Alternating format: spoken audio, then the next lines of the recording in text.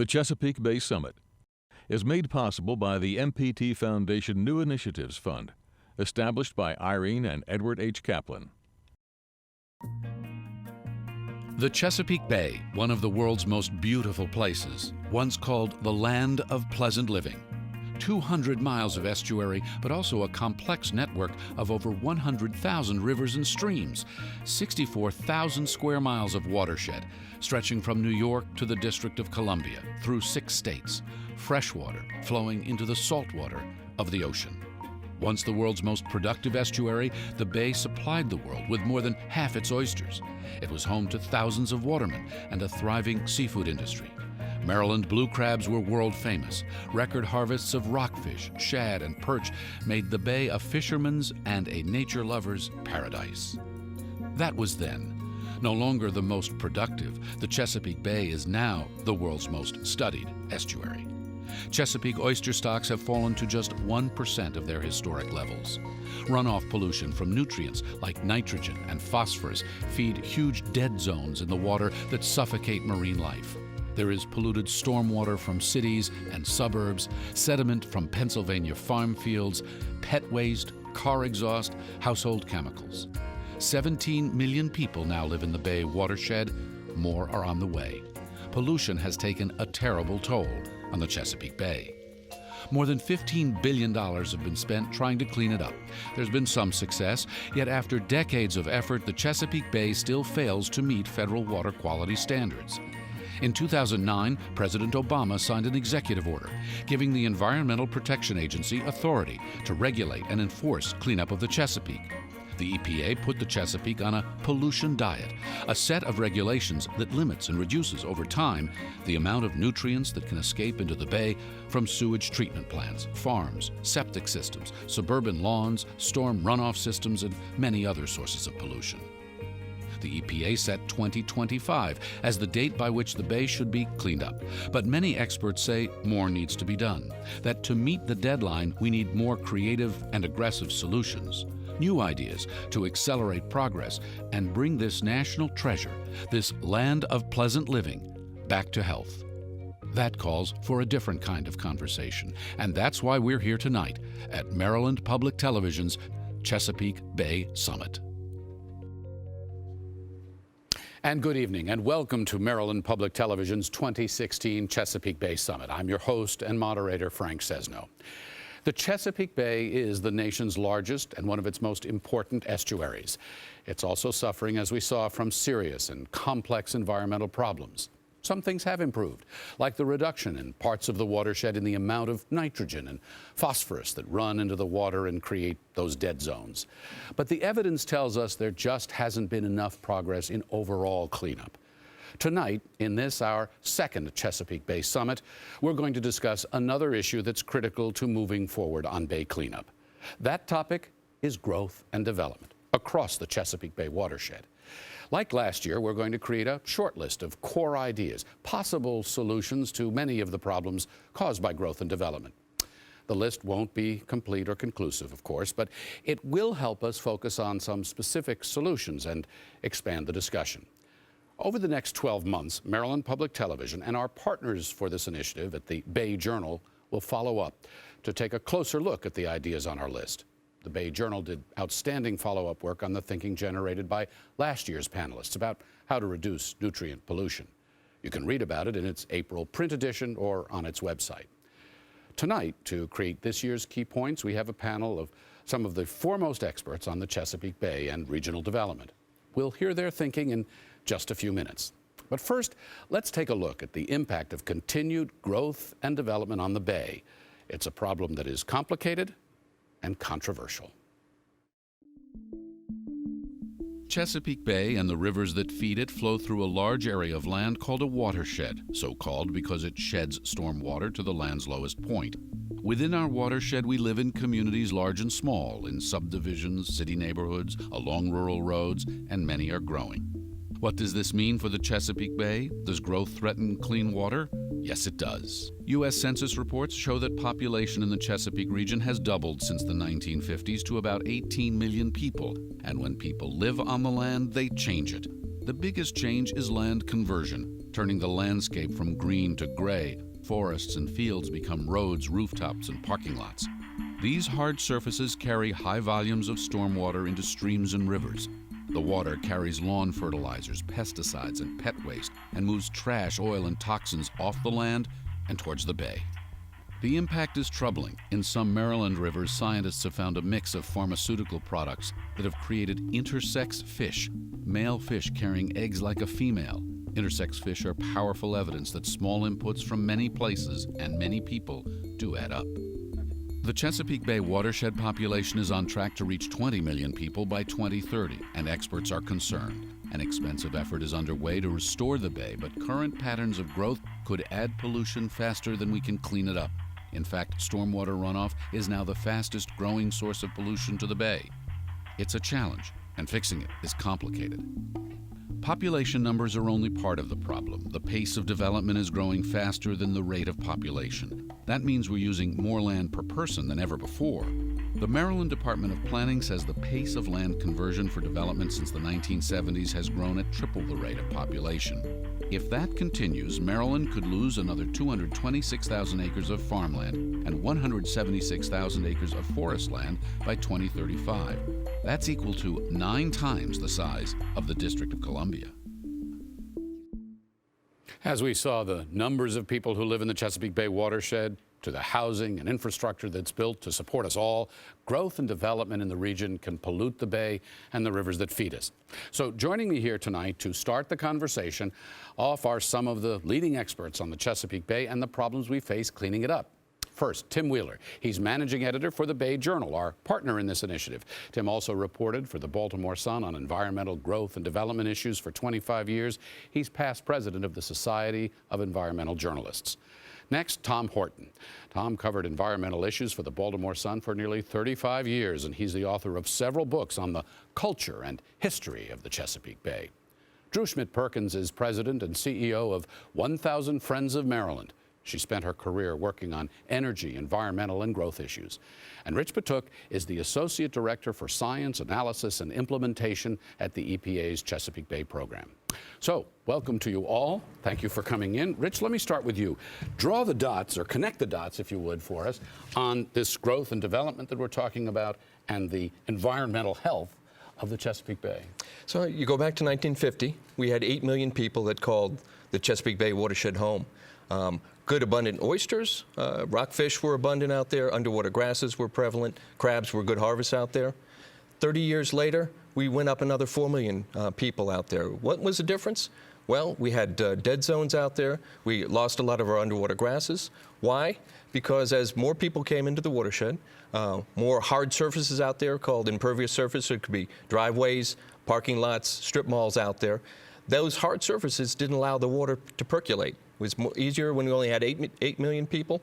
Now that polluted water was now coming into our streams and our rivers into the Chesapeake, bringing harmful nutrients and sediment in there, lost our grasses, harvests went down, oysters had a hard time living in there as well. And what was the low point? Because we pointed out in these opening videos that we saw that there has been some progress made. So what was the low point in all of this? The early 1980s, it seemed like everything hit the low point. Oysters, rockfish, underwater grasses. Since then, we have certainly seen improvements across there.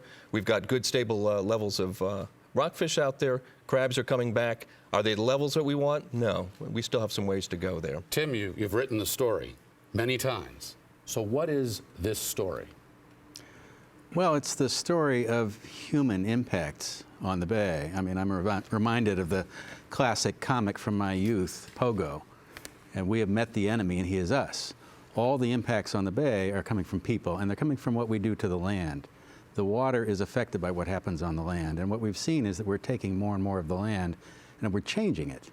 And with that change, it may be a land of pleasant living for us, but not necessarily so for the fish and the crabs and the oysters and the aquatic creatures that we count of as the bay. And as we observed, one of the chief problems, and Rich was talking about this, is runoff. So this water runoff, and that seems to be still one of the big issues. Why is that so hard to get right? Well, because it doesn't come out of a pipe normally. I mean, you see storm drains and there's water running into those, but much of the runoff is coming from the land. You don't even necessarily see it, and it's coming from everywhere. And it's all the things that you drop on the ground, whether it's a candy wrapper or pet waste. It's the fertilizers you put on your lawn, the pesticides you put down. Whenever it rains, that goes into the storm drains, that goes into the nearest waterway, and ultimately it makes its way to the bay. It's not so easy to control that. You can put a regulator on a pipe from a factory or from a sewage treatment plant, and that's where we've seen the real progress in cleaning up the bay so far. The runoff, we have not seen the same kind of progress. Drew, why is this so difficult to get right?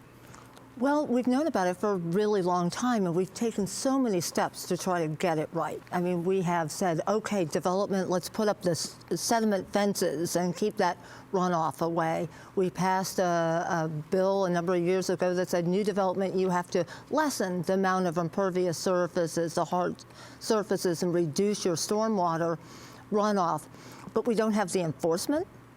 And we're not able to spend the kind of time that's needed to really show people what the impacts are so they really understand it and help to support these kinds of laws to be enforced or even take the personal actions that they need. So it's a lot more education time and it's a lot more enforcement if we're going to actually solve this problem, which is only getting worse, as your introduction said. Tom, you've written, as I mentioned, about the history and the culture of this unbelievably beautiful and rich and diverse place. As you think about what growth and development have meant and the toll they've taken, what do you think about?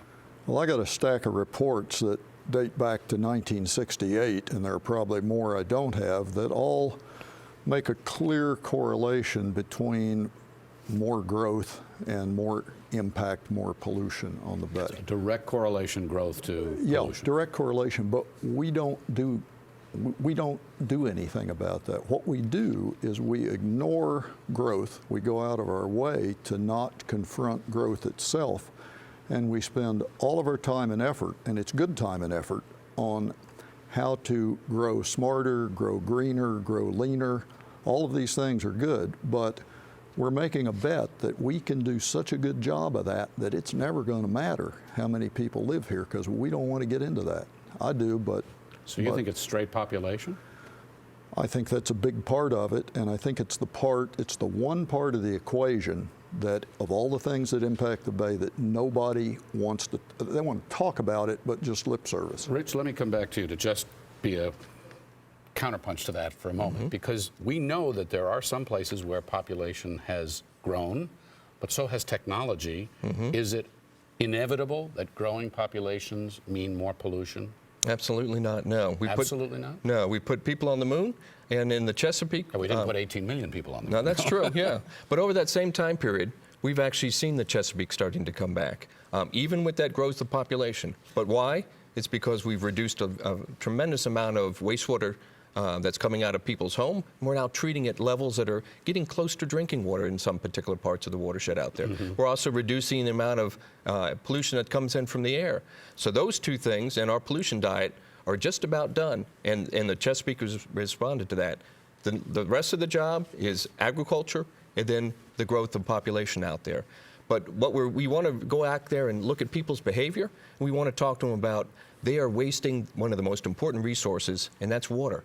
Let's retain that water on site in those suburban neighborhoods, urban neighborhoods, because eventually you're going to drink it, you're going to use it for your lawn, it's going to be at a local stream. Let me ask you what your assembled wisdom tells us about the rate of land use and the impact on the water. What do we know through the research and the data about the correlation between that? It doesn't take very long before you have profound impact on water quality when you change the land. It used to be that it was 10% of changing the land into rooftops, highways, shopping centers. Then you would see a real impact on the water around us. Now we know it's much less than that. 5% we see some pretty profound impacts, less than that. So we know that the land and the water are very tightly linked, and we have to be aware of it. And we have to take a look first at the land that we've already disturbed, and are we doing the best job in reusing that before we start paving over other land? How are we dealing with the land that's been developed and the new land that will be developed? And by redeveloping our existing land, can we solve some of these old problems and reduce that pollution while not creating new? Can we have a double benefit that way. Tim, can you climb us into this idea that 5% of the land has a direct impact on the water and what that means? Sure. Scientists have gone out, biologists have gone out, they do surveys of the streams here in Maryland, elsewhere around the watershed. They look for what kind of life is in that stream. How many bugs that are there, how many fish are there, how many salamanders and frogs. And they have found that there's a pretty strong correlation between the share of that watershed that drains into that stream and how many living creatures they find in the water. And it doesn't take very much pavement and buildings before you start to see those living creatures decline. At the level of 2%, as little as that, there's been some evidence that some of the amphibians, the ones whose skin basically breathes through the water, they start to be affected at that level. 5%, you've still got a pretty healthy watershed. 10%, it's still there. It's not like a door closing, it's a gradation. We have watersheds here that are at 20% and more. 20%? Yes, and you start to see some very serious impacts. Fisheries go away when you get to that level because some fish are less tolerant of pollution and the impacts. And it's not just, with the pavement, it's not just nutrients and sediment that we're talking about. So that we're not entirely clear what all the dynamics are. But there's temperature from the runoff. The water tends to be warmer when it runs off of pavement. There are the chemicals that come in with it. There are a lot of factors there, but what we do know is that there's a connection between covering up the land and the healthy water. Tom, what is the connection of climate change in all of this? Does this make this worse and accelerate it? Is that not much of a factor because development is on its own track? Yeah, I mean, we can see clearly 2 or 3 ways climate change is already impacting the bay. One, the bay is about 4 degrees Fahrenheit warmer now than it was in the 1930s, I think. That is putting a big stress on eelgrass, which is one of the prime underwater habitats, mostly in the southern bay. Eelgrass is not doing well. Some other grasses are. Sea level rise is exacerbating erosion. We're losing land. We're losing wetlands. Wetlands are hugely important, both as habitats for turning pollution back into harmless nitrogen gas. So, yeah, climate change, and we don't know yet if acidification of the bay is going to happen. Doesn't seem to be a problem yet, but yeah, climate change is already beginning to hammer the bay. Let me pose a question to the group here quickly, because we're also very quickly going to start turning to some of your ideas for solutions. You've cited runoff. We've talked about the terrible things that can be in the water when it comes from driveways and roads and pets and farms and all the rest. We've talked about erosion. You were just talking about that, all these other things. And we've also talked about the inevitable pressures of development, that is just where this is going. Does it have to be a trade-off? Development and pollution? Absolutely not. Look at the nation's capital. It's got the largest amount of green roofs down there.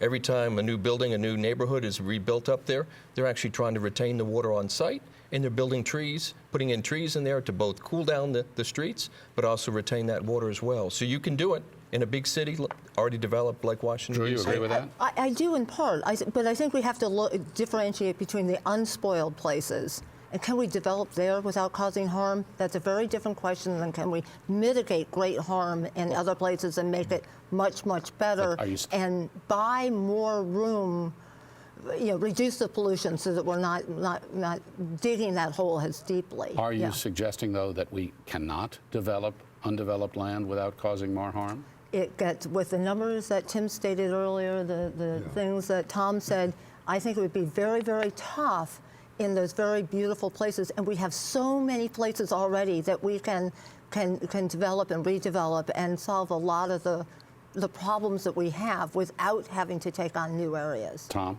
Well, let me suggest that there is development and there is development. For example, you could build an economy around making existing houses here more energy efficient, just to be very simplistic. You could also build an economy, as we pretty much have, around building new houses with new driveways and new paving. There's development with little or no growth, the first. Development that requires physical growth. And that's the kind of development we push almost exclusively. We want to grow our economy here and federally about 3% a year. That's what we're shooting for. You know what that does? That gives you an economy a century from now 16 times as big as this economy. You think we can build an economy 16 times this big around the bay and be smart enough and green enough that it won't matter how big it is? Rich mentioned technology. Technology, it can win the day for a while. We have doubled population and slashed the pollution from that population sewage. But it doesn't end there. We're getting near the limits of our technology or our ability to pay. Tim, your take on this? I think technology can buy you time. Certainly, as Drew said, what we've seen is that you can reduce the amount of pollution that's still flowing into already degraded areas, in urban areas primarily. Where the challenge comes is in maintaining those pristine places that are left. And as the population grows, as Tom said, at what point does technology run out of gas for Drew, you? let me ask you this one last question before we turn the page here. This idea of the rate of development, the rate of per person development. We're consuming more, we're taking more space. What's going on and why is that happening? Excuse me, I'm hoping that that's beginning to change because people don't want to live so much out on the 5-acre lots and having to drive their kids everywhere. Millennials aren't buying those homes. Boomers are retiring off those homes and coming back to our city. So I'm hoping that we're seeing some real changes in what people want, which will help slow that down. The second thing is we found out we can't afford that. We can't afford it environmentally, economically, or socially, and so the numbers aren't working as much anymore, and that has people looking again at redevelopment. So if that's the case, why are we so concerned about the pace and rate of development? In the pipeline are still hundreds of thousands of units out there that are being slated for development, and we're still seeing a lot of people pushing that. It still is a very major threat throughout the state, throughout the watershed. It's beginning to turn, trying to put a little bit of hope into this conversation and show some of the signs of what is changing so that we can help fuel that change. Rich, come back to us, please, and tell us whether this sense of inevitability of this growth has to be connected with what I'm hearing, which is a pretty bleak assessment for the future. You're our scientist here. You're our guy we believe in. I hope you have the solutions. We're going to be hearing more about those in a bit. But does it have to be this trajectory? I'm still optimistic. Yeah, it's partly technology, but it's also changing human behavior. Okay, changing human behavior. Tim, how about legislation? How about looking to state and national capitals for solutions here? Well, the problem is that these issues of controlling growth and development run right up against, one, our economic engines. The real estate industry is a major driver in our economy, and they run up against people's personal choices. People want to be on these places. The American dream for many people is a nice McMansion out on 5 or 10 acres out in the countryside somewhere, or maybe someplace where they can't even see their neighbors. But as more and more people occupy the countryside, it gets carved up and it gets fragmented.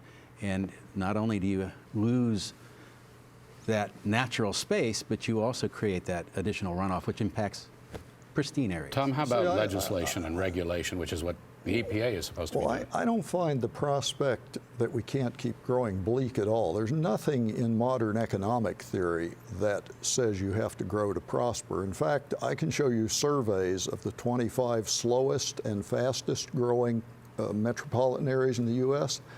Guess which one has higher per capita income and more improvement in the poverty rate and the unemployment rate? The 25 slowest growing.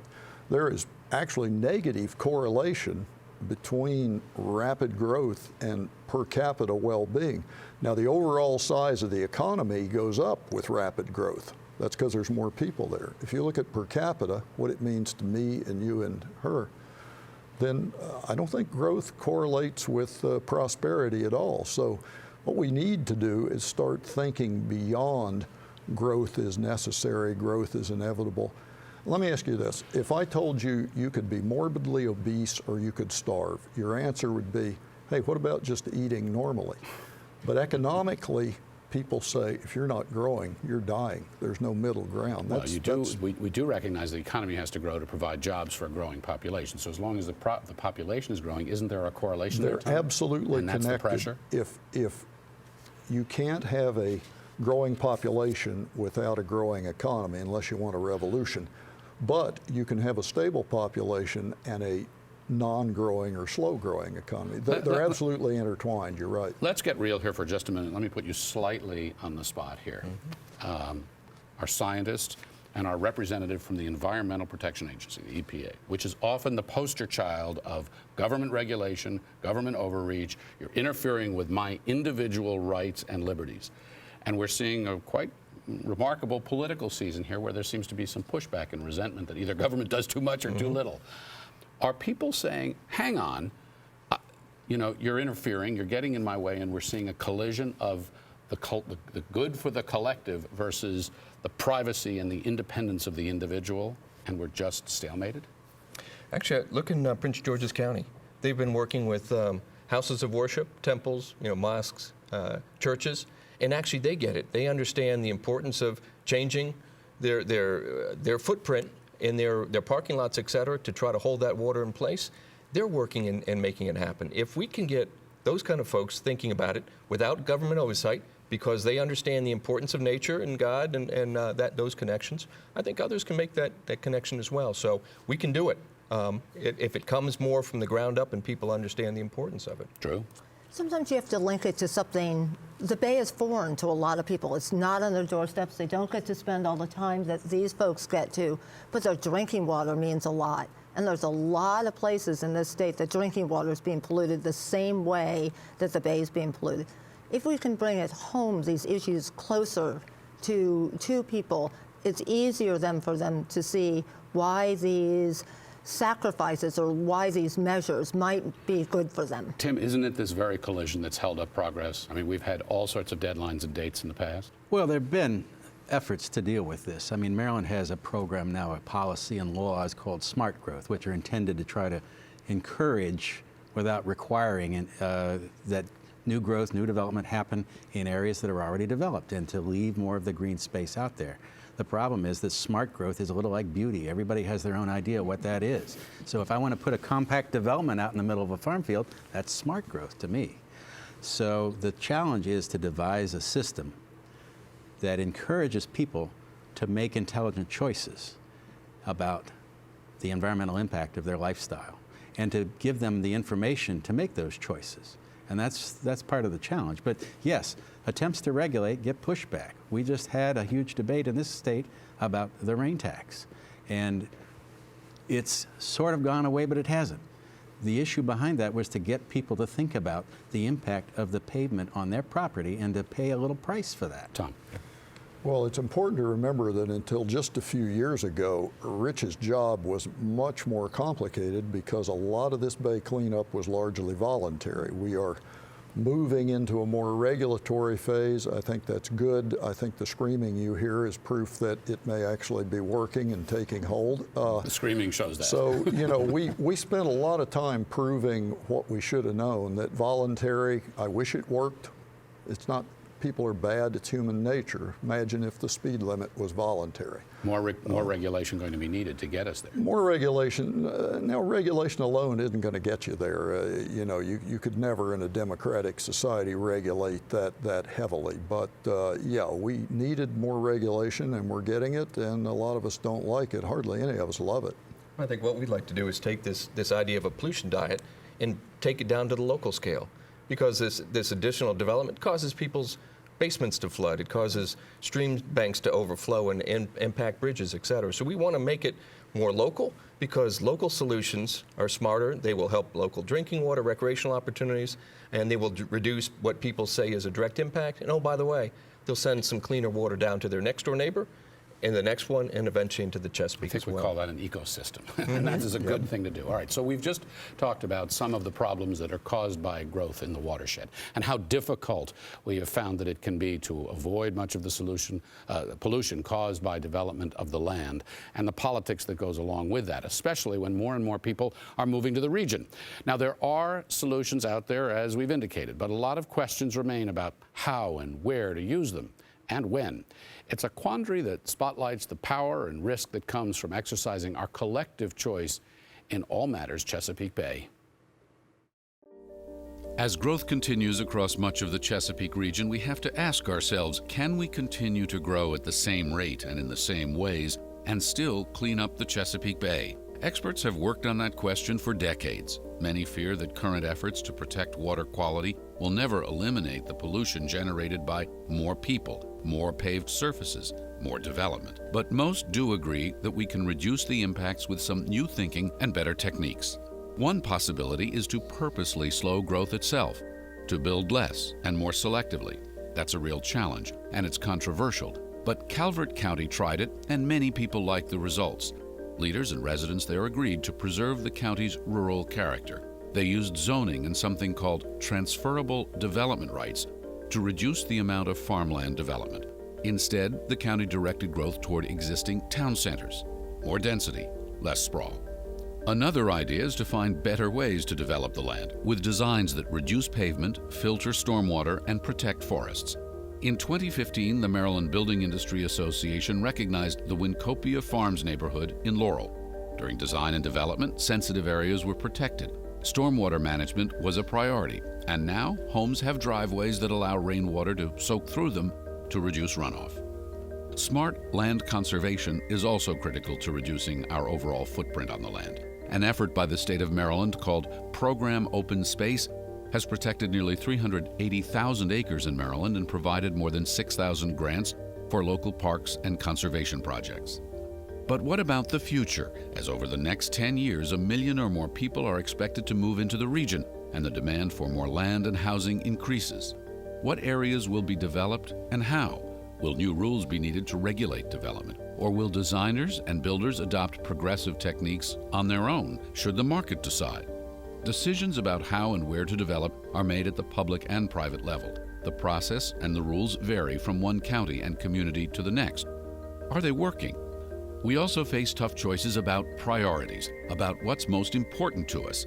On Kent Island in the Chesapeake Bay, the proposed Four Seasons development could affect important wetlands and become one of the largest subdivisions in the sensitive shoreline zone known as the Critical Area. In southern Maryland, development in Charles County has triggered heated debate, with the future of Mattawoman Creek hanging in the balance. So our choices do matter. Do we want current growth trends to continue with their negative impacts on land conversion and water quality, or do we want to return the Chesapeake Bay to health? Is it even possible to have the best of both worlds, robust economic growth in harmony with a healthy watershed? Well, hope springs eternal, and as we just saw, there are solutions out there to the many challenges we face in cleaning up the bay, even though not everyone agrees on when or where to apply them. So that's where our discussion is headed now. And joining our panel is Karen McJunkin. She directs land acquisitions and development for Elm Street Development, a regional builder. Welcome. Thank you very much for joining us. Thanks for having me. Look forward to the conversation. Well, what we want to do is we want to explore what each of our panelists has already put on the table. Each of them, for this next discussion, has submitted an idea. It's something they believe would be valuable in reducing some of the pollution caused by population growth and development of land in the Bay watershed. So let's tick through them, starting with Tim Wheeler's idea. Tim, you believe it would be valuable to limit the amount of watershed area that can be covered with buildings and pavement, and that all new development be required to fit within that footprint. Tom Horton, you think that we need to learn how to prosper without growing. That's an interesting proposition. Drew Schmidt-Perkins, you say we need to do the math, that a new process is needed so we know both the economic and environmental impacts of growth before development begins. And Karen McJunkin, your idea is to use incentives to encourage development in areas of least environmental impact. So Karen, let's start with that. What incentives to do what? Well, I'll continue with the discussion that was being had before I came out here. And I think Drew hit on that the focus on infill development, on redevelopment in areas away from the more open areas on the eastern shore of Maryland, for example, is one way to develop without having maximum environmental impact on the bay. So to redevelop rather than develop anew? Correct. And focus more on priority funding areas, redevelopment, and infill development. And how do you incentivize that? Well, you know, right now, by definition, if you do one of those three things, you're developing in and around existing communities. And it's very, very difficult to do that, to get through the approval process. You know, the not in my backyard movement is alive and well in the state of Maryland as it is in most areas. Regulations are as difficult in those areas as they are out in the more less developed areas. So streamlining a process to get through the development process so that it's easier to develop in the city of Baltimore. It's easier to develop in and around the city of Annapolis, for example, or any other urban area. So would you just put those sensitive areas off limits? I mean, just call them a park or make it so expensive to develop? Well, I guess I will say again to plan what was being discussed before. As a developer, we've seen a seismic shift in the last 5 years since the Great Recession of 2008. In what way? In where people want to live. We're seeing less and less pressure to go to places like the Eastern Shore. In fact, permits are down 80%. Serious? 80%? Yes. That's a real number? Yes. And is that because people don't want to be there, or because they're trying to protect the shore, or because the economy has been so bad they just haven't gotten around to doing it? Well, in our estimation, the demand for folks to live further out is less and less these days. And why is that? People don't want to drive as far. Folks don't want the 5-acre lot as much anymore. We're seeing high demand from millennials and in the older generation to move in closer. Let's throw Karen's idea up for some scrutiny and discussion for a minute. How about that? Incentivize infill, incentivize smart growth, and the incentive then becomes a disincentive to be in more sensitive areas. Tim? It makes sense, and that's what has been tried to a degree. It is harder to build or to redevelop than it is to build on a green field in a lot of cases, because you have to clean up what's already there. In some cases, it's polluted. You have to deal with the contamination.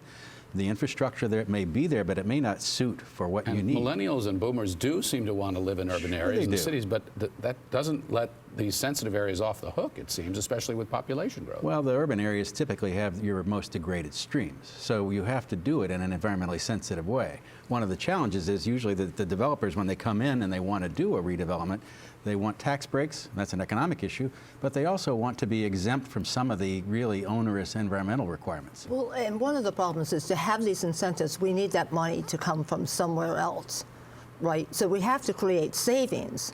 And if we continue to grow out there, where we have to pave more and more miles of roads and highways and new school buildings and new social services and new fire departments, we're not going to have the money to create the incentives to be able to do the pre-development, to clean up contaminated areas, get the pipes fixed, so that it's easier for Karen's group to come in and have less burdens and make their numbers pencil out better. So we need to do both. We need to stop hemorrhaging money out there and do the things that'll make it easier and more exciting for people to come in and do this redevelopment. Tom, do the economics stack up for this?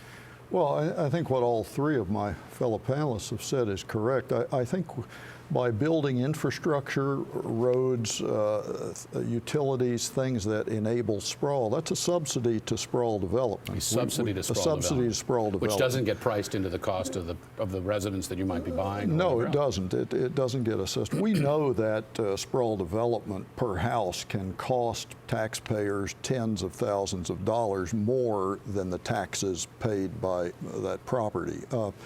We know that, yet we do it, and that just comes down to politics. You know, at the local level, where most land use decisions goes down, they don't go through Rich on development and zoning. At the local level, what some people have called the growth machine, the developers and banks who profit from sprawl development, are one of the most, if not the most powerful political forces, and you get what you vote for, you know. Let's move on to our next idea that's on the table. Tim Wheeler, this is yours. To cap the amount of watershed area that can be covered with buildings and pavement and require all new growth to fit in that footprint. Explain. Well, I guess one analogy would be if you're in a hole and trying to get out, the first thing you want to do is stop digging. And another way to look at this is that we already have rules and requirements, policies designed to have no net loss of wetlands because we recognize the environmental benefits of them. No net loss of forest. How about no net gain of impervious surface? That would create net gain. So explain what you mean. That means no, in other words, don't grow your impervious surface. You could build an incentive system. Well, if you're going to build a new project with lots of new pavement, find another place where you can remove pavement and make up for it. Or else redevelop the place that was already paved. Tim, how would that work? You're not asking me for a political solution. I think you could design a system, though. I think the point here is it's the biology, it's the ecology of what's happening. And we need to recognize that. You had Mattawoman Creek up here. It's one of the still very vibrant spawning creeks off the Potomac River. It is at 10% impervious surface now. It is on the edge. Much more development there, and that spawning will decline and it may disappear. That's the choices that we have to make, and we have to design policies that try to address that. Karen, what do you think about Tim's idea? Cap the amount of watershed area, limit development there, and require that any development that takes place be done within that footprint. Well, I will say that development in the last 7 or 8 years, perhaps a little less than that, has come under new stormwater management regulations. And we're following those now. What that requires any new development to do is to treat any runoff and put it back down into the water table. It's expensive, but we're all doing it, and it's working. So I'm not sure that it's the new asphalt that's the problem. It's the existing asphalt that was built from the 1950s to, the 2010 timeframe that wasn't treated in the right way. How about impervious surfaces? Can we get around it that way? Well, we can do a lot with technology, as Karen mentioned, and we are, but the technology doesn't get us back to forest and wetland. It gets us back further than we used to be, but you still degrade. In other words, you're being less bad. You're not being good, you're being less bad. As long as you continue to grow, even if you do it green and smart, clean and efficient, you're being bad slower. Drew, and how could you make long-term that, yeah. Drew, how could you make Tim Wheeler's idea a reality? Well, I think that there's a lot to be said for this, and it comes down again to figuring out what are the consequences. And if we keep in the Mattawoman watershed here, if we're honest about that watershed supports billions of dollars in fishing, in recreation, in clean water. I mean, it's a huge economic engine that we don't account for in our typical accounting out there.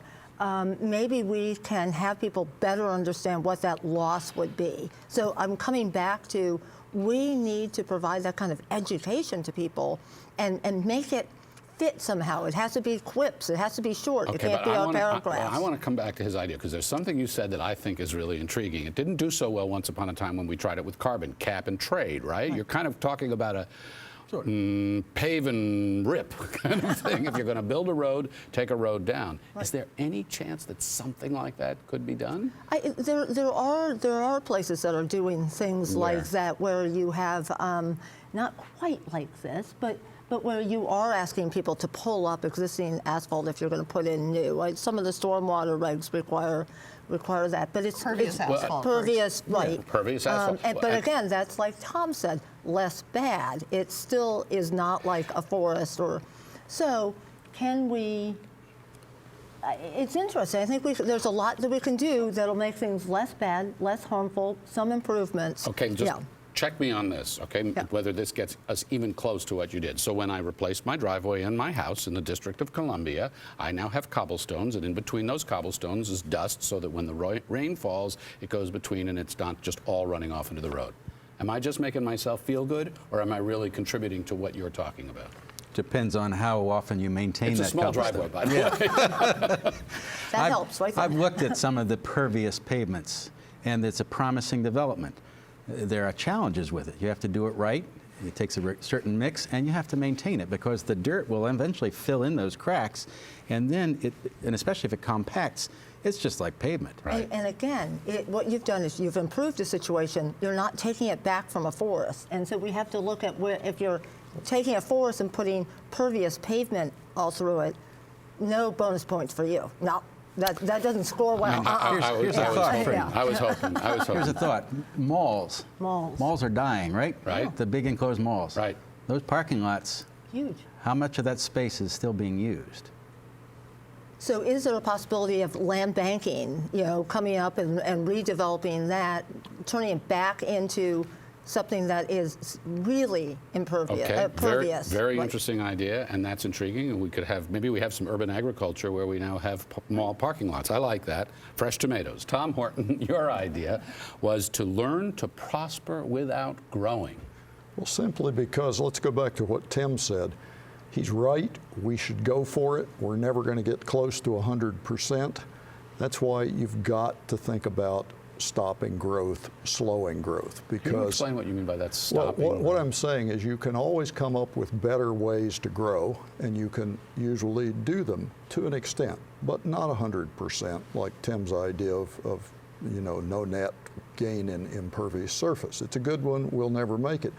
So we need to look at the other side of the equation, not just reducing the per capita impact of all of us, but thinking about how many capitas are here, which means it's intertwined with a growth economy. So we've got to look at how to build an economy that doesn't require more paving, cutting trees, filling wetlands, and more people. How would you do that, Tom?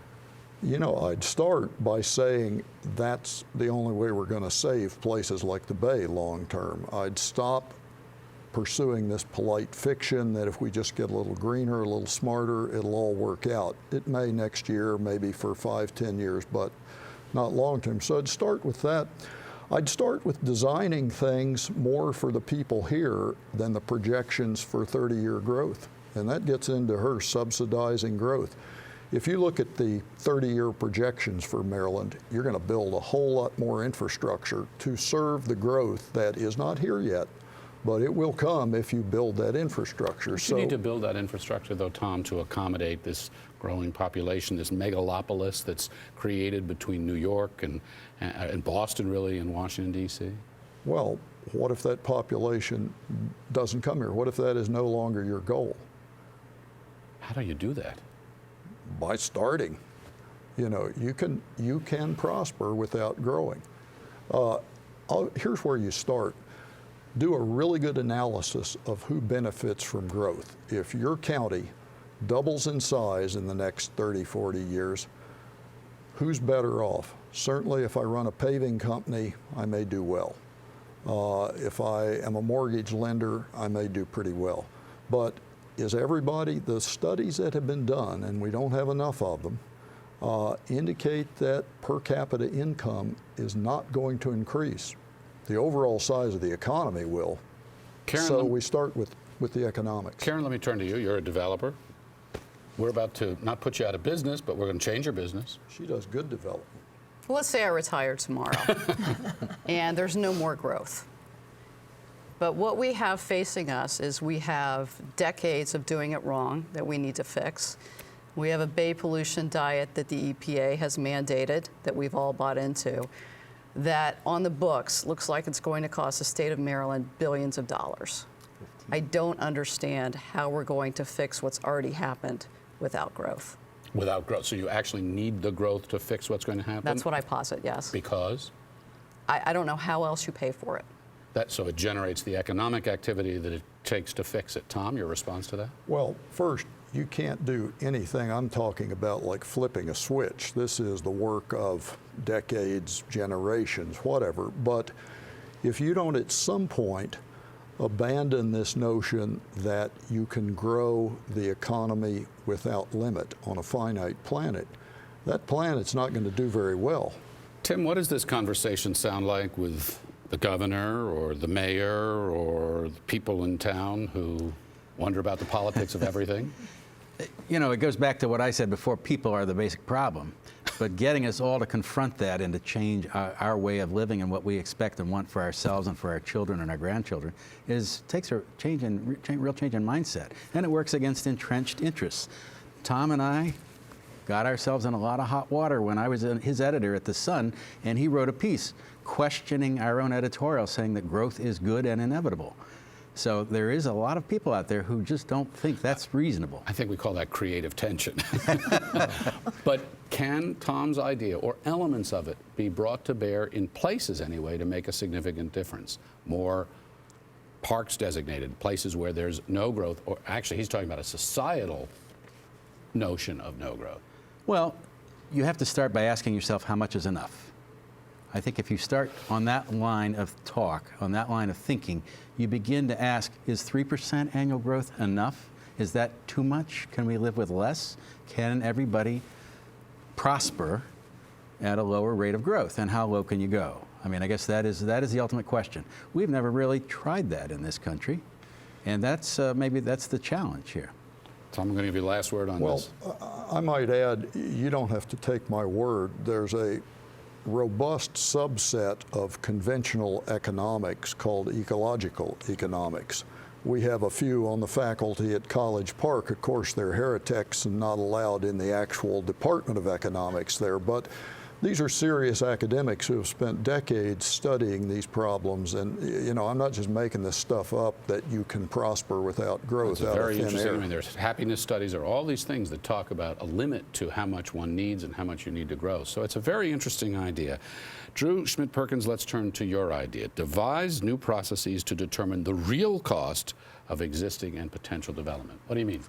Do the math. For too long, communities were told that the only way that they could afford to exist was for more development. And there was some really bad math in there. And I think Tom said earlier that much of the far-flung development costs far more to service than it actually brings in. So let's do real math, and let's go back to Charles County, home of Mattawoman Creek.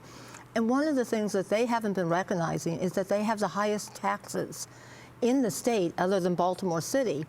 And that is a direct result because of their outrageous rate of development, which has left overburdened schools, kids in trailers, and traffic jams up the wazoo. They're only looking at paying off the bills from the last previous development. So if you did the math, what would that actually change, do you think? So that math would allow you to say, would this development here with this kind of price point actually benefit the whole community, or is it too expensive for us? If we move this development and bring it into an underutilized shopping center, an old mall, redevelop it, and put the resources there, hey, those kids now go to an existing school, the pipes are already there. The math changes significantly. So you'd use that math to actually price things to reflect all these other activities, and help the externalities, as they're called? Right, and help make that economic decision before the development Karen, happens. what does that do to the building that's still going on and the smart growth that you'd like to see? Well, I don't think they're incompatible, to tell you the truth. So you like that idea? I'm not sure I get there the same way, but I do think this sort of redevelopment that you're talking about is what the market's demanding now, near existing shopping, near existing schools, and so I think at the end of the day, that's what people want, and so whether they're pricing it themselves, I don't know. You talk about Charles County. We're seeing a lot of growth back away from the 1 acre lots in Charles County. That a lot of people. Is that personal preference, or is that building in and pricing? It's personal preference. We hold focus groups, right. And whether it's a benefit to the environment, great. But the real driver is nobody wants to mow 1 acre of Tim, grass briefly, what do anymore. you think of this? Well, it makes sense. I mean, again, you give people more information, but you design the incentives. I think, Who does it, though? Who does that pricing? Ultimately, I mean, the pricing, the market will drive that. But if you design a system that says basically these are the costs that are going to be associated with this development, you, the tax-paying public, are going to be paying more in taxes if you allow all your farmland to be turned into cul-de-sacs. They're going to have to make the choice. You could also establish a limit on how much you're going to grow. Drew, let me give you the last word here on your idea. I believe that the market forces are changing and that they'll play a role, but I believe it's the role of government to actually say we're going to grow smart and that we have a role in making sure that we're growing affordably. And it's their job to make these assessments early on as part of the decision-making process about where development should occur. Smart growth requires smart people. So tonight we've heard from some of the experts. They do agree on many things. Population growth and development in the Chesapeake Bay region is seriously damaging the health of the bay and our rivers. We've heard that there's a litany of problems that need to be addressed, and we've heard that many of them have very difficult answers attached to them. We've also discovered that there are some progressive ideas about technology and other things that could be used. There are new techniques that are already helping to offset some of the environmental damage that's coming more from people, more from pavement, more from buildings. And over the next few years, it's just going to get worse. Over the next few months, MPT's partner, the Bay Journal, will again follow up on our list of key solutions that we've put together here tonight. And here they are. Devise and use a new process to determine a development's real environmental cost before the building begins. Incentivize growth in areas of least environmental impact. Limit the amount of watershed area that can be covered with buildings and pavement, and require all new development to fit within that footprint. And last, learn as a society to prosper without growing. Of course, these ideas don't represent all the potential solutions out there, but they're a list of key points, ideas that will help us keep the discussion focused and going, and we hope finding common ground and some answers. So, thanks to all of our panelists this evening, and to you for watching. I'm Frank Sesno from Maryland Public Television. Good night.